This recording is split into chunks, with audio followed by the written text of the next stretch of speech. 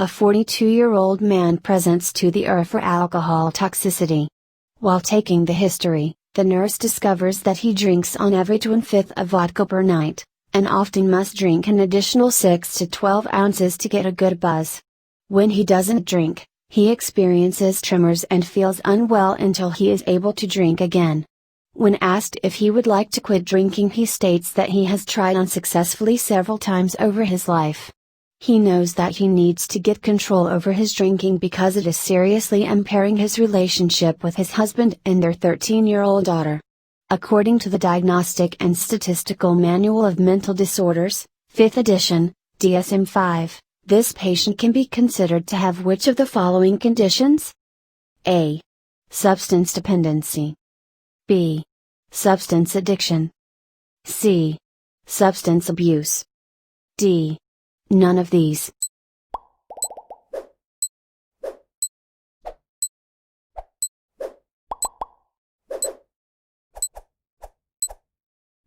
The answer is A.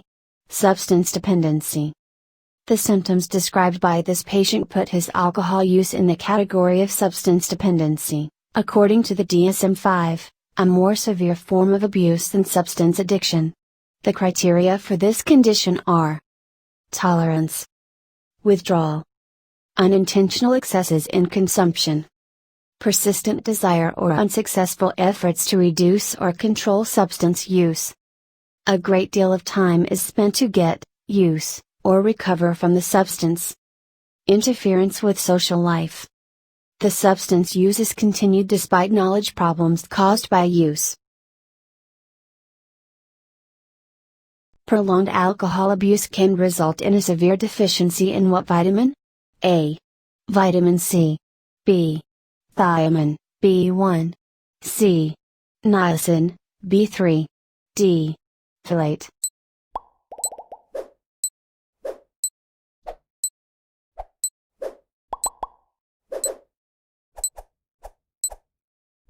The answer is B. Thiamine, B1. Prolonged alcohol abuse can result in a severe deficiency in thiamine, or vitamin B1 by reducing dietary thiamine intake, impairing gastrointestinal absorption of thiamine, and causing impaired thiamine utilization in cells. Note that individuals who partake in prolonged alcohol abuse may have various other dietary deficiencies. Prolonged alcohol abuse can result in a severe deficiency in what vitamin? A. Vitamin C. B. Thiamine, B1. C. Niacin, B3. D. Folate.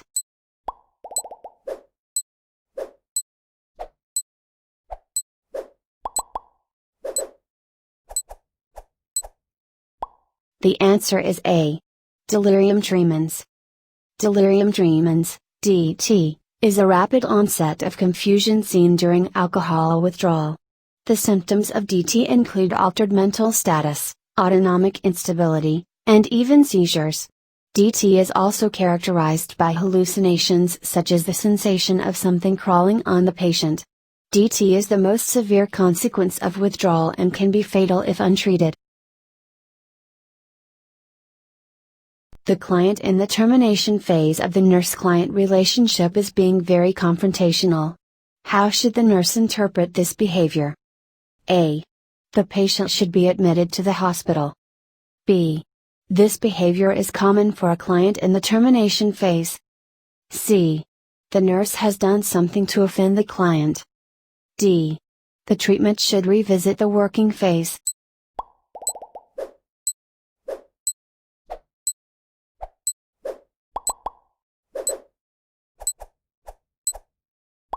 The answer is B. This behavior is common for a client in the termination phase. Confrontational behavior is very common for a client in the termination phase. The nurse should not assume that she offended the client, and further action in terms of therapy should not be addressed until completing the termination phase.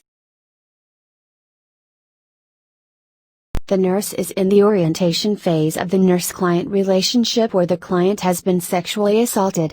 During this phase, the nurse should: A.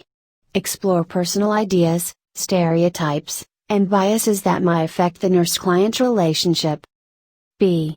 Identify themes of patterns of patient behavior and possible coping mechanisms. C. Establish acceptance, trust, and boundaries. D. Actively listen to the client express his thoughts and feelings.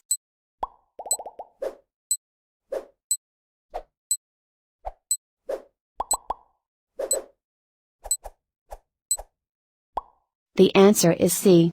Establish acceptance, trust, and boundaries. During the orientation phase, the nurse should establish acceptance, trust, and boundaries with the client, which will be built upon in later phases. Acceptance, trust, and boundaries are established during which phase of the therapeutic nurse-client relationship? A. Orientation. B. Working.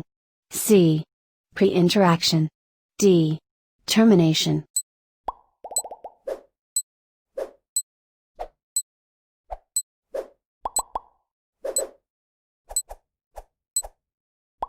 The answer is A. Orientation.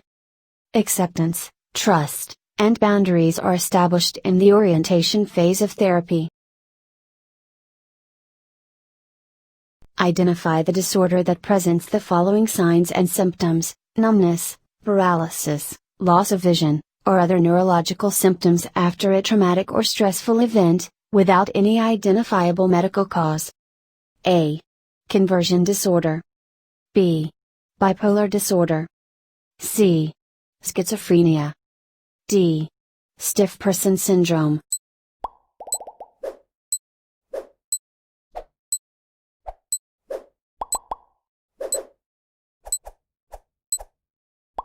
The answer is A. Conversion disorder. Conversion disorder is typified by numbness, paralysis, loss of vision, or other neurological symptoms after a traumatic or stressful event, without any identifiable medical cause. Schizophrenia, bipolar disorder, and stiff person syndrome all have medically identifiable causes. What is the best approach towards dealing with a delirious patient? A. Frequent sedation with antipsychotics. B. Frequent sedation with benzodiazepines. C.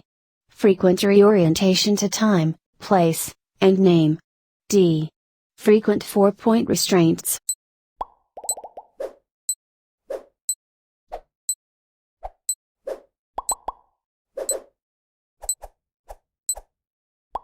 The answer is A.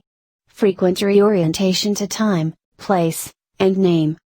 Delirium is an organic dysfunction of the brain usually seen in sick patients post-op. These patients need frequent reorientation to name, time, and place until the delirium resolves. Agitation, confusion, and difficult to control behavior is typically controlled with antipsychotics, however, they are not first-line treatment. Restraints should be avoided at all costs. Which of the following describes the professional role of the nurse in a healthcare setting? A. Caregiver. B. Patient advocate. C. Assessment. D. All of these.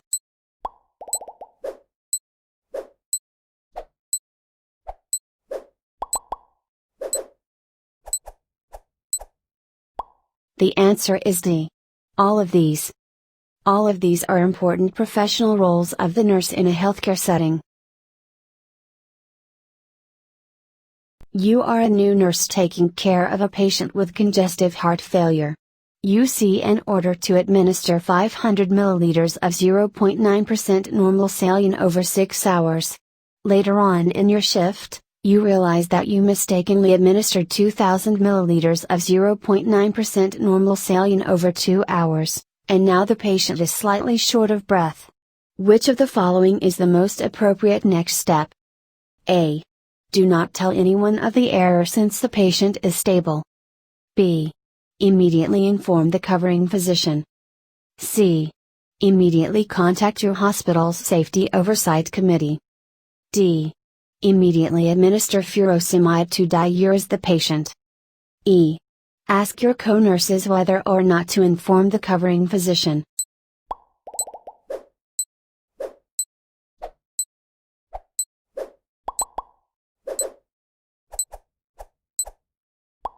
The answer is B. Immediately inform the covering physician.